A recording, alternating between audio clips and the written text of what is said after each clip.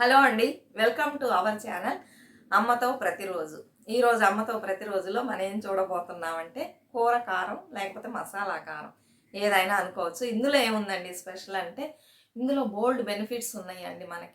మనం ఏదో కారం మరకేయించుకొచ్చుకున్నాము, కూరలు వండుకున్నాము, తిన్నాము అని లేకుండా ఇందులో కొన్ని వస్తువుల్ని యాడ్ చేయటం వల్ల మిరపకాయలు, వీటికి ధనియాలు కావాలి. వీటితో పాటు ఇంకొన్ని వస్తువుల్ని యాడ్ చేయడం వలన మనకి మంచి ఆరోగ్యం లభిస్తుందండి. ఏదో తెచ్చుకున్నాం తిన్నామని లేకుండా అది ఏంటి, ఆ వస్తువులు ఏంటి, అవన్నీ తెలుసుకోవాలంటే ఈ వీడియో చూడండి. అలానే ఇలా కనుక నేను ఇప్పుడు 1 ఇయర్కి కావాల్సింది కారం, 1 కిలో గొడ్డు కారం, ఈ కూర కారం అనేది ఒక 2 కిలోలు కొట్టించుకున్నానండి. ఇలా కొట్టించుకోవడం వలన మనకు మనీ కూడా సేవ్ అవుతుంది.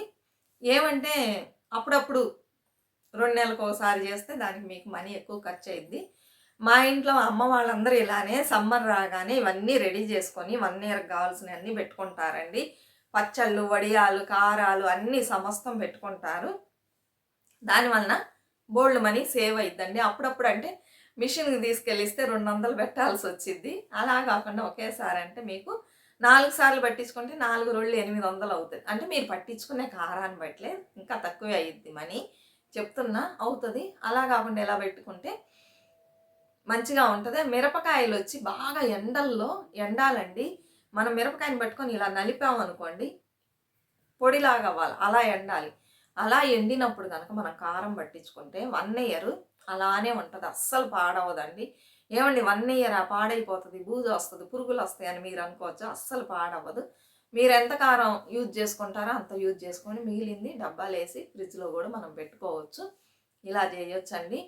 ఇప్పుడు నేను ఆ కారం ఎలా రెడీ చేయాలని చూపించబోతున్నా. ఈ వీడియో పెట్టడానికి కారణం మన సబ్స్క్రైబర్స్ చాలామంది అడిగారండి, ఆ కూర కారం ఏంటి చేసి చూపించండి అని. ఇది ఎందులో బాగుంటుందంటే సాంబార్ స్పెషల్ అండి. తమిళనాడు సాంబార్ అంటారు కదా, ఈ కారంతోనే చేస్తారు. అలానే చేపల పులుసు ఇలా ఉంటుంది అన్నమాట, దీంతో పెడితే. ఆ తర్వాత చికెన్ గ్రేవీ ఫ్రైకి కూడా వేసుకోవచ్చు చికెన్కి. తర్వాత పులుసులు ఏ పులుసు పెట్టుకున్నా ఇది వేసుకోండి, సాంబార్కి సూపర్గా ఉంటుంది. ఇగుర్లు, వేపుళ్ళు ఇలాంటి వాటికి ఈ కారాన్ని అస్సలు యూజ్ చేయకూడదు, సరేనండి. సాంబారు, చేపల పులుసు, పులుసులు, తర్వాత చెప్పాను కదా చికెన్, వీటికన్నిటి బాగుంటుంది. ఇక్కడ ఉన్న వాళ్ళందరూ నాన్ వెజ్కి ఈ కారం వేస్తారు. నేను మటను ఇంకొన్నిటికి వచ్చి గొడ్డు కారం వేస్తాను. ఇదేనండి, అడిగారు అందుకని చేసి చూపిస్తున్నా. అందరు తప్పకుండా చూడండి. నచ్చినట్లయితే లైక్ ఇవ్వండి, తప్పకుండా సబ్స్క్రైబ్ చేసుకోండి, స్పీడ్గా సబ్స్క్రైబ్ చేసుకోండి, సరేనా. అలానే కమెంట్స్ పెట్టండి.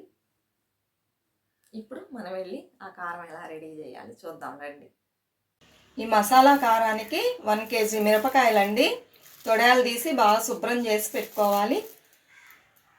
అలానే 1 కేజీ ధనియా అండి. 1 కేజీ మిరపకాయలకి 1 కేజీ ధనియా బాగా ఎండలో ఎండబెట్టి పెట్టుకోవాలి.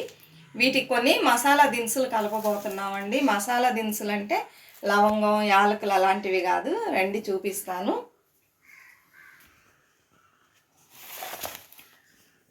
ఇవేనండి మసాలా దినుసులు.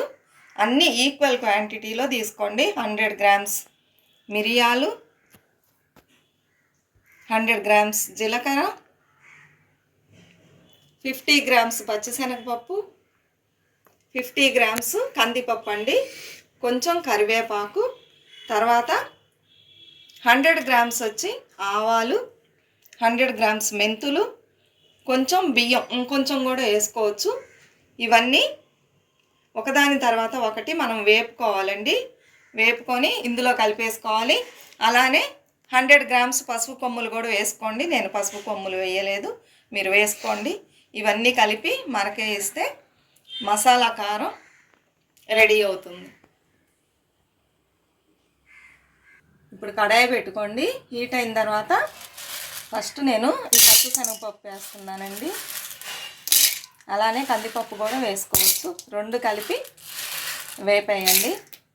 మాడకూడదు, చూసి జాగ్రత్తగా వేపుకోండి. ఇప్పుడు ఇది వేగిందండి. మీరు కావాలంటే 2 పప్పుల్ని విడివిడిగా వేపుకోండి. ఇప్పుడు ఇందులో వేసుకొని ఆరబెట్టుకోండి. ఇప్పుడు జీలకర్ర వేసుకుందామండి. అన్నీ విడివిడిగా వేపుకోండి, అప్పుడే బాగా ఫ్రై అవుతుంది, మాడదు.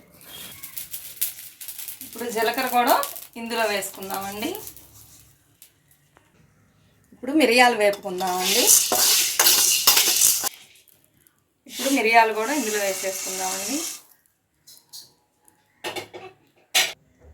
నెక్స్ట్ ఆవాలండి. ఇది చూసి జాగ్రత్తగా వేసుకోండి, తొందరగా వేగిపోతుంది. ఇప్పుడు ఆవాలు కూడా ఇందులో పోసేసుకుందామండి.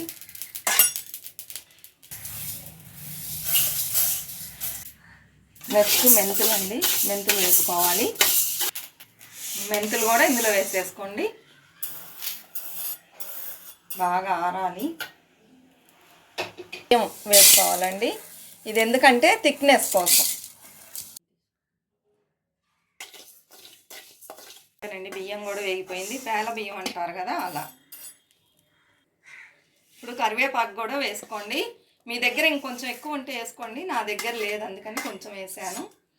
ఇవన్నీ ఆరిన తర్వాత మిరపకాయలు, ధనియాలు, ఈ వస్తువులన్నీ కలిపి మరకేయించుకొచ్చి చూపిస్తానండి. ఇదేనండి కూర కారం రెడీ అయింది. కూర కారం అంటారు, మసాలా కారం అంటారు. ఇలా మనం తీసుకొచ్చి ఆరబెట్టుకోవాలి, లేకపోతే కారం ఒక్క కలరు చేంజ్ అయిపోతుందండి, బ్లాక్గా అయిపోతుంది. అందుకని ఆరబెట్టిన తర్వాత మనం తీసి పెట్టుకోవాలి.